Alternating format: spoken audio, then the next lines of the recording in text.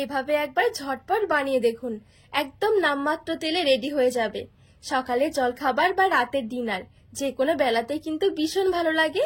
চাইলে বাচ্চাদের টিফিন বক্সেও কিন্তু বানিয়ে ঝটপট ভরে দিতে পারেন। যেমন হেলদি তেমন টেস্টি। প্রচুর গরম পড়েছে, এই গরমে সেরকম কিছু খেতে না ভালো লাগলে এভাবে একবার বানিয়ে দেখুন। এতটা মুখরোচক আর এত হেলদি, বাড়ির সবাই দেখবেন চেটে পুটে খাবে। বাড়ির ছোটরা থাকলে তো ভীষণ খুশি হবে। ঘরে থাকা উপকরণে ঝটপট বানিয়ে নিতে পারবেন, একদমই সহজ। নমস্কার বন্ধুরা, নতুন একটা পর্ব দেখার জন্য আপনাদের সকলকে স্বাগত জানাই। আজকে বানিয়ে দেখাবো একদম সামান্য একটু তেলে ভীষণ মজার, মুখে লেগে থাকার মতন একটা জলখাবার। সকাল হোক বা রাতের জন্য বা টিফিনের জন্য ঝটপট এভাবে করে বানিয়ে নিতে পারেন। খেতে ভীষণ ভালো লাগে, যেমন হেলদি তেমন টেস্টি। খুব সহজে কিন্তু ঝটপট বানিয়ে নিতে পারবেন। তো চলুন, আশা করছি রেসিপিটি অনেক ভালো লাগবে। তো সবার প্রথমে আমি এখানে একটা বাটি নিয়েছি, এর মধ্যে মেজারমেন্ট কাপ মেপে নিয়ে নিচ্ছি 1 কাপ ময়দা। চাইলে ময়দার পরিবর্তে আটা নিয়েও তৈরি করতে পারেন, বা ময়দা আর আটা দুটোই মিশিয়ে তৈরি করা যাবে। 1 টেবিল চামচ দিয়ে দিচ্ছি গুঁড়ো দুধ, দিয়ে দিচ্ছি সামান্য একটু লবণ। একটু ভালো করে মিশিয়ে নেব। তো এখানে সবকিছু আমি খুব ভালো করে একটু মিশিয়ে নিয়েছি।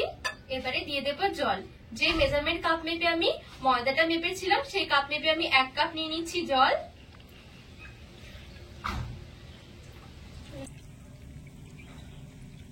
এবারে ভালো করে একটা হুইস্ক দিয়ে নেড়ে ছেড়ে মিশিয়ে নেব।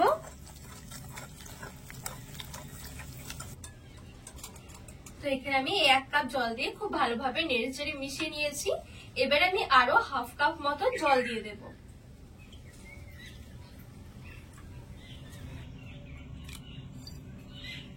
জলটা এভাবে করে অল্প অল্প করে দিয়ে এই ব্যাটারটা রেডি করতে হবে। তাহলে এই ব্যাটারটা কিন্তু অনেক সুন্দর হবে, কোনো রকমের ডিলে পাকানো থাকবে না।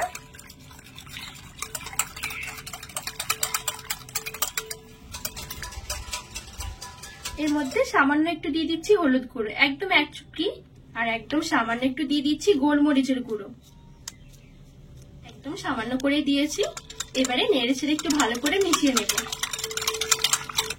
তো হলুদ আর গোলমরিচের গুঁড়োটা দিয়ে খুব ভালোভাবে নেড়ে ছেড়ে মিশিয়ে নিয়েছি। হলুদটা দেওয়ার কারণে হালকা একটু হলদেটে ভাব আসবে, চাইলে কিন্তু হলুদের গুঁড়োটা না দিলেও হবে। আর এখানে দেখুন খুব সুন্দর কিন্তু একটা গোলা রেডি হয়ে গেছে, না খুব বেশি একটা পাতলা আর না খুব বেশি একটা ঘন। ময়দাটা একটু মেপে নেবেন, তাহলে জলের মাপটা দিতে সুবিধা হবে। 1 কাপ ময়দার জন্য আমি এখানে 1.5 কাপ জল নিয়েছি।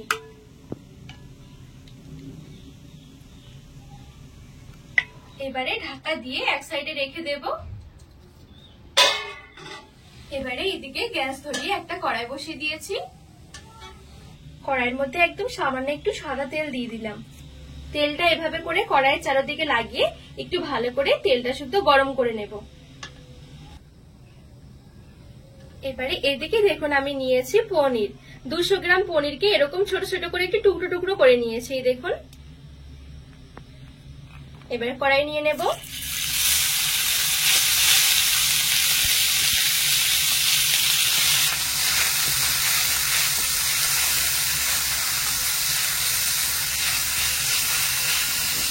পনিরটা নেড়ে ছেড়ে হালকা করে একটু ভেজে নেব।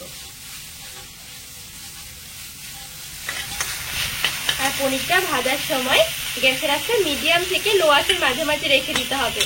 খুব বেশি আছে ভাজলে কিন্তু পনিরটা ভেতর থেকে শক্ত হয়ে যাবে। এবারে পনিরের মধ্যে দিয়ে দিচ্ছি গোলমরিচের গুঁড়ো 1/2 টেবিল চামচ, আর দিয়ে দিচ্ছি লবণ। এখানে পনিরের মধ্যে যতটুকু লবণ লাগবে তার থেকে আমি একটু বেশি দিয়েছি, তার কারণ এখানে আমি পরে সবজি অ্যাড করব, পরে কিন্তু আর লবণ দেওয়া যাবে না। ভালো করে নেড়ে চেড়ে মিশিয়ে নেব। আবার এখানে পনির কিন্তু খুব বেশি সময় ধরে ভাজা যাবে না, একদম অল্প কিছুক্ষণের জন্য পনিরটা ভেজে নিতে হবে।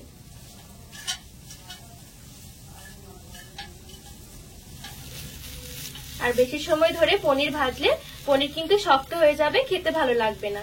তো খুব সুন্দরভাবে পনিরটা আমি হালকা করে একটু ভেজে নিয়েছি। এবারে একটা বাটির মধ্যে নিয়ে হালকা করে একটু ঠান্ডা করে নেব।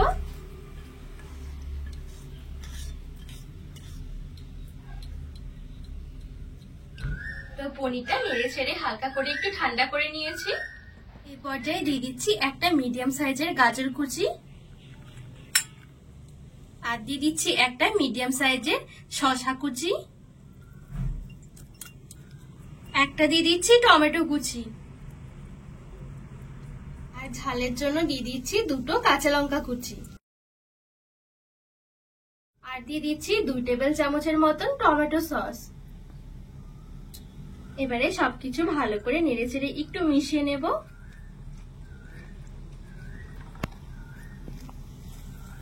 আর এই পর্যায়ে আমি আরেকটুখানি গোলমরিচের গুঁড়ো দিয়ে দিচ্ছি।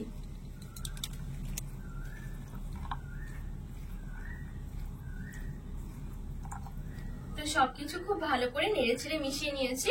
চাইলে এই পর্যায়ে আপনারা পেঁয়াজ কুচিও দিতে পারেন। আর এই দেখুন দেখতে কতটা সুন্দর লাগছে। এভাবে শুধু একবার বানিয়ে দেখুন, খেয়ে পুরো অবাক হয়ে যাবেন, ভাবতে পারবেন না খেতে এত ভালো লাগে। এবারে আমি এটা এক সাইডে রেখে দেব। এবারে গ্যাস ধরে আমি এদিকে একটা প্যান বসিয়ে দিয়েছি, আর একদম সামান্য একটু তেল দিয়ে দিচ্ছি। তেলটা চারিদিকে একটু ব্রাশ করে নেব।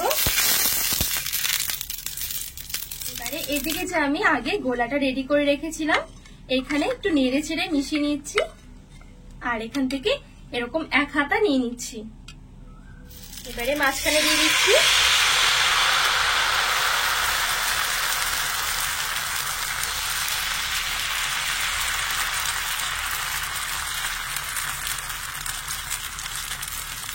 এবারে গ্যাসের আঁচটা মিডিয়াম থেকে লো আঁচের মাঝামাঝি রেখে উপরের দিকটা হালকা শুকিয়ে যাওয়া পর্যন্ত অপেক্ষা করব। তো এই দেখুন উপরের দিকটা খুব সুন্দরভাবে শুকিয়ে গেছে। এবারে ঠিক এভাবে করে নিয়ে উল্টে দেব।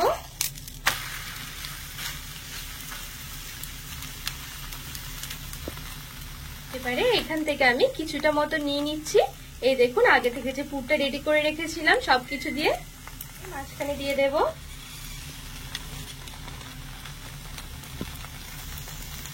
এবারে 2 সাইড থেকে ভাঁজ করে দিচ্ছি।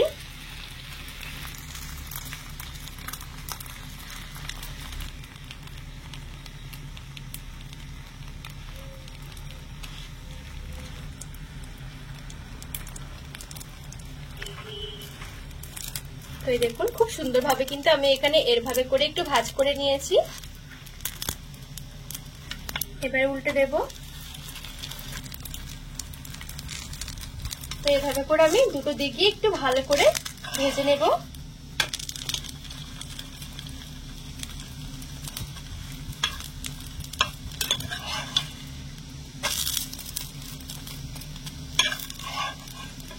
তো এই দেখুন খুব সুন্দরভাবে এখানে একটা জলখাবার রেডি হয়ে গেছে।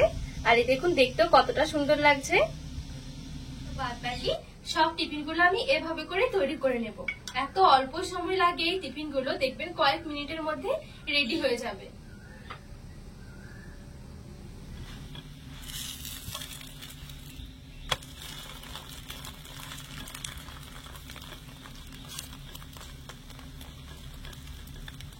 তো সবগুলো টিফিন আমি এক এক করে রেডি করে নিয়ে তারপরে একটা প্লেটের মধ্যে তুলে সাজিয়ে নিচ্ছি। একদমই অল্প সময়ের মধ্যে দেখবেন রেডি হয়ে যাবে, আর খেতেও ভীষণ ভালো লাগে। আর দেখুন দেখতে কতটা সুন্দর হয়েছে, একদমই হালকা নরম তুলতুলে। এভাবে যদি একবার বাড়িতে বানানো হয় দেখবেন বাড়ির সবাই খেয়ে প্রশংসা করতে বাধ্য হবে। বাড়ির ছোট থেকে বড় সবারই ভীষণ পছন্দ হবে।